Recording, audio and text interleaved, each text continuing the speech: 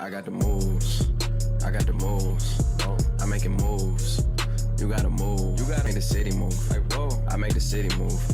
I got the move. The NBA season has just started and there's already been a ton of surprises. Some teams have come out of nowhere like Phoenix, and playoff locks have struggled like the Golden State Warriors. Not only have teams been surprising, but we've also seen some players break out early on, and a lot of them were completely unexpected. In today's video, I'm going to be looking at 5 of those players who have surprised everyone by dominating from the get-go and arguing whether they can sustain this level of dominance throughout the season, or whether it was just a lucky start. If you're new here and enjoy the video, be sure to subscribe for more NBA content. But with that being said, let's get right into this top 5. Lucas. But before we actually get right into this top 5, I would like to talk about an honorable mention. The mention today is Karl Anthony Towns, who has been absolutely insane so far to begin the season, averaging 32 points, 13 rebounds, 5 assists, 3 steals and 2 blocks per game. He has also led the Wolves to the only 3-0 record in the league after the first week of action. Now the reason why he is an honorable mention is because I already made a video on him and I really don't want to be repetitive, so if you haven't seen the video on him, be sure to go check it out after this one.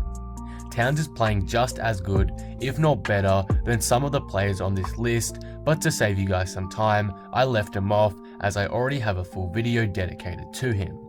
Anyway, with now all of that out of the way, let's get right into this video. Number 5. Gordon Hayward. In the 2016-17 season, Gordon Hayward was a breakout star and led the Jazz to a playoff seed with averages of 22 points, 5 rebounds and 4 assists per game. He would then leave the Jazz in free agency to go to Boston, where unfortunately everything has gone downhill. He broke his leg and was out for the 2018 season and returned just last season, where he was extremely shaky, only averaging 11 points per game in 26 minutes of action. However, it seemed like he is returning to form, as through Boston's first 3 games this season, Hayward has been averaging 16.3 points and 6 rebounds on efficient shooting, 46% from the field and 67% from 3, on 2 attempts per game.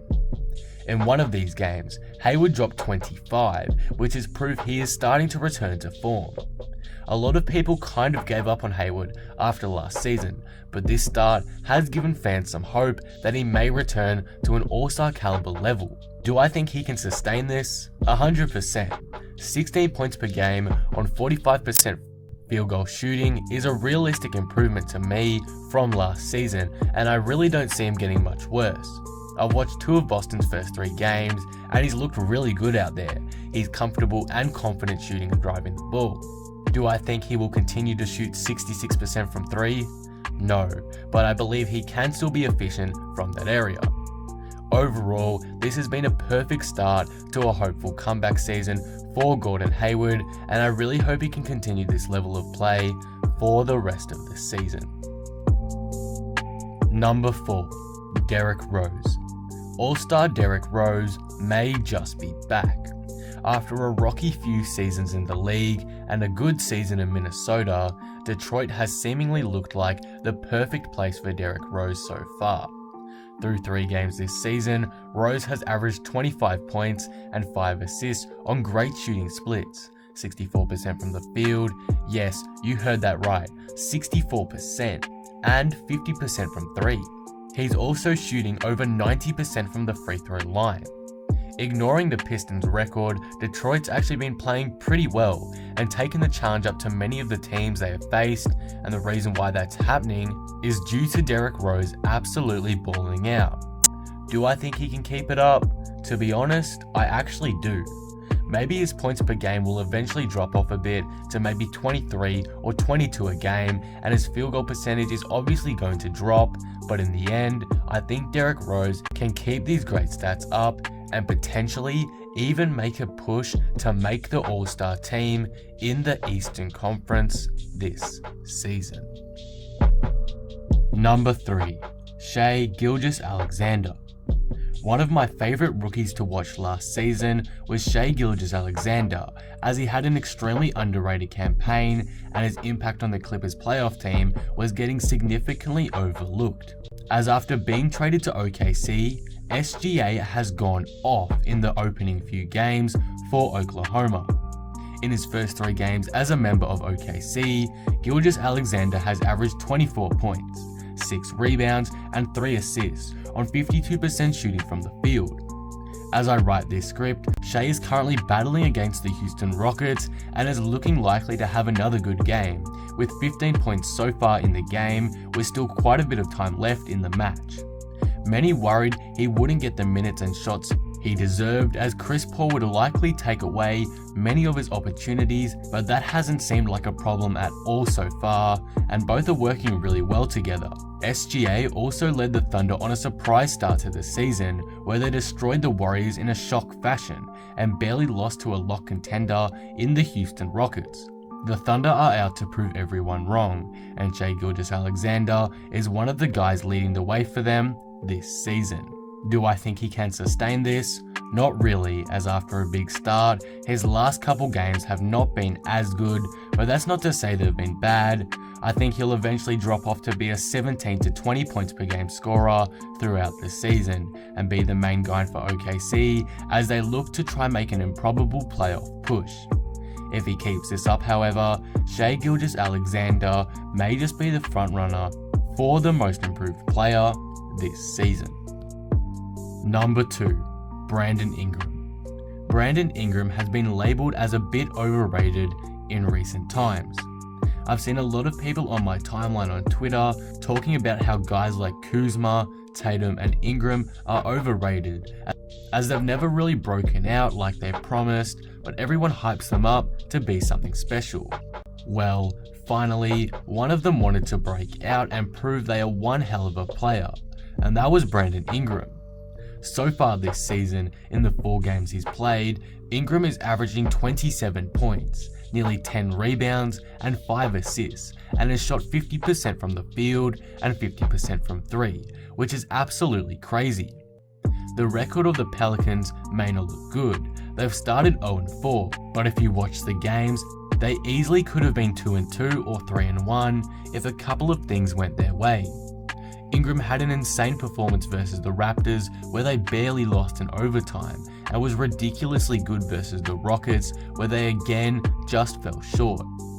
Ingram has been playing out of his mind recently, and I'm glad people are starting to recognise his talent. However, I have a feeling this may not last. Ingram is getting a ton of minutes due to the injuries on the Pelicans roster, and when guys like Zion come back, he may lose some of his opportunities. I really hope he doesn't, because he is proving to New Orleans right now that he deserves to be a number 1 option for them. But unfortunately, when guys like Jrue Holiday and Zion return, his shots may drop, which is why I see his averages going down to around 22 points, 7 to 8 rebounds, and 3 assists on good shooting by the end of the season. This is still good and all, but a lot less than what he's doing right now. But hey, there's still 78 games left in the season for the Pelicans, so we'll have to wait and see what happens with Ingram and see if he can keep this streak up. Number 1. Trae Young. By far the player to shock the world the most this season has been Trae Young. He has been absolutely killing it. In 3 games, of which the Hawks are 2-1 and could have been 3-0, Trae Young has averaged 34 points, 9 assists and 6 rebounds on insane shooting splits of 51% from the field and 52% from 3. Mind you, this is on over 20 attempts per game. Young has just been brilliant so far and could even lead the Hawks to a playoff spot. In Young's first game, he dropped 38 as the Hawks beat the Pistons and then hits a cold-blooded dagger to end the Magic's hopes of winning the game against them and to get him 39 points for the match. Then, in his 3rd game, the Hawks nearly beat Eastern Conference favourites, the Philadelphia 76ers, as he dropped a solid 25-9. So yeah, it's clear Trae Young has been something special this season, and absolutely no one saw it coming. Yes, people expected him to improve, but in no way did anyone expect him to drop almost 40 in his opening 2 games and nearly beat a group of title contenders. But can he keep this up? No, probably not. I'd be very surprised if he did. But I do think he can average over 25 this season, put up all-star numbers, potentially even make the all-star game, and even get the Hawks into the playoffs. The hype for Atlanta is real right now, and Trae Young is the main reason why it's there. He's going to have a great year, I can just feel it. But that will conclude the top 5. What do you guys think of this? Who shocked you the most so far this season? Did I miss anyone? Let me know in the comments below. If you enjoyed the video, be sure to drop it a like and subscribe. But with that being said, I am out. Peace.